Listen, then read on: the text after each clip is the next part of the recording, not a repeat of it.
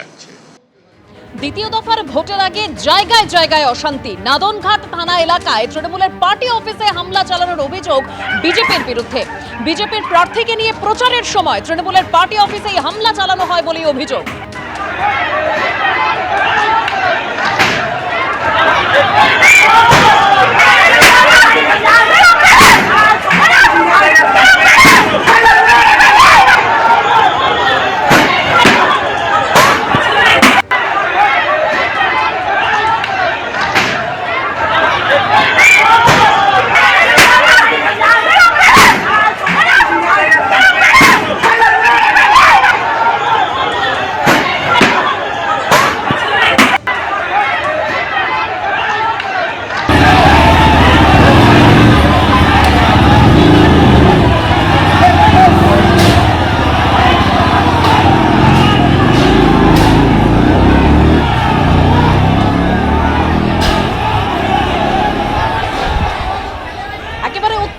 পরিস্থিতি, তৃণমূলের party office লক্ষ্য করে হামলা চালায় বিজেপি এবং সেরকমই অভিযোগ করছে তৃণমূল। ঠিক কি পরিস্থিতি তৈরি হয়েছিল, আমাদের প্রতিনিধি রানা দাস রয়েছেন সরাসরি এই মুহূর্তে আমাদের সঙ্গে। রানা,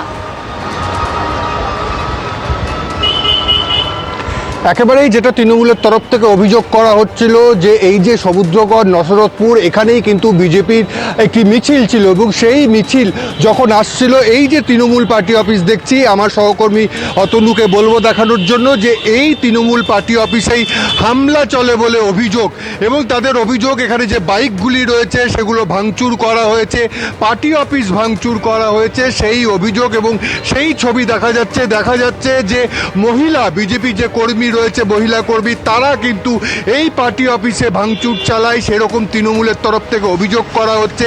এখানে একটি প্রচার গাড়ি রয়েছে, সেই প্রচার গাড়িটাও দেখাচ্ছি যে এখানে একেবারে তৃণমূলের প্রচার গাড়ি, সেই প্রচার গাড়ি সেটা ভেঙে পড়ে রয়েছে। এরপরেই এই এলাকার যিনি প্রার্থী রয়েছেন স্বপন দেবনাথ, তিনি কিন্তু ঘটনাস্থলে চলে আসে এবং ঘটনাস্থলে চলে আসার পরেই তিনি কিন্তু কেন্দ্রীয় বাহিনীর বিরুদ্ধে একেবারে ক্ষোভ উগরে দেয়। তিনি এখানে কর্মীদের উদ্দেশ্য করে বলে এবং কেন্দ্র বাহিনীকে উদ্দেশ্য করে তিনি বলেন যে কেন্দ্র বাহিনী কেন রাখা হয়েছে, তারা কি কাজ করছে। একবারে ক্ষোভ উগরে দিয়ে বলে যতক্ষণ না পর্যন্ত এই দুষ্কৃতীদের ধরা হবে তিনি পথ অবরোধ শুরু করবে। পথ অবরোধ শুরু করে এবং তারপরে বিশাল কেন্দ্র বাহিনী আসে এবং কেন্দ্র বাহিনী এসে পরিস্থিতি সামাল দেয় এবং সেখানে বারবার করে স্বপন দেবনাথকে ক্ষোভ উগরে দিতে দেখা যায়। তিনি বলেন যে কেন্দ্র থেকে এত কেন্দ্র বাহিনী এলো, তা সত্ত্বেও কেন্দ্র বাহিনীর সামনে এইভাবে ভেঙে ফেলা হয়েছে এবং সেই ছবি একেবারে দেখা যাচ্ছে যে মোটর বাইক কিভাবে ভাঙচুর করা হয়েছে, বেশ কয়েকজন আহত হয়েছে। এবং বিজেপির তরফ থেকে অভিযোগ করা হচ্ছে যে প্রথমে তৃণমূল পার্টি অফিস থেকেই হামলা চালানো হয়েছিল। তবে তৃণমূলের যেটা অভিযোগ যে একেবারে কেন্দ্র বাহিনী থাকা সত্ত্বেও এত বড় মিছিল থেকে হামলা চালানো হলো, তাহলে কেন্দ্র বাহিনী কি করছে। এবং ঘটনার শেষে কেন্দ্র বাহিনী এসেছে এবং সেখানেই তার ক্ষোভ। এবং তিনি শেষ পর্যন্ত বলেন যে এই যে ছবি দেখা যাচ্ছে, বাইক পড়ে রয়েছে, টোটো রয়েছে, এগুলোকে এখানে এখন রাখা হবে, অত ডেমো এখানে রেখে দেওয়া হবে যাতে সাধারণ মানুষ এই যে রাস্তা দিয়ে আসার সময় তারা যেন দেখতে পায় যে কিভাবে তৃণমূল পার্টি অফিসের ওপর হামলা চালানো হয়েছে। অন্যদিকে তোমাকে বলে রাখি যে বিজেপির তরফ থেকেও নাদনঘাট থানাতে কিন্তু বিক্ষোভ দেখায় এবং সেখানে পুলিশের বিরুদ্ধে অভিযোগ করে যে পুলিশের নিষ্ক্রিয়তার কারণে এই তাদের ওপর হামলা হয়েছে।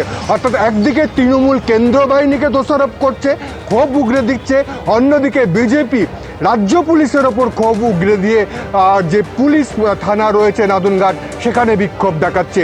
পরিস্থিতি এই মুহূর্তে থমথম হলেও একটা উত্তেজনা রয়েছে এবং বিভিন্ন এলাকায় কেন্দ্র বাহিনী রয়েছে এবং ইতিমধ্যেই কেন্দ্র বাহিনী এলাকায় এলাকায় রুট মার্চ শুরু করেছে। এবিপি আনন্দ, এগিয়ে থাকে, এগিয়ে রাখে।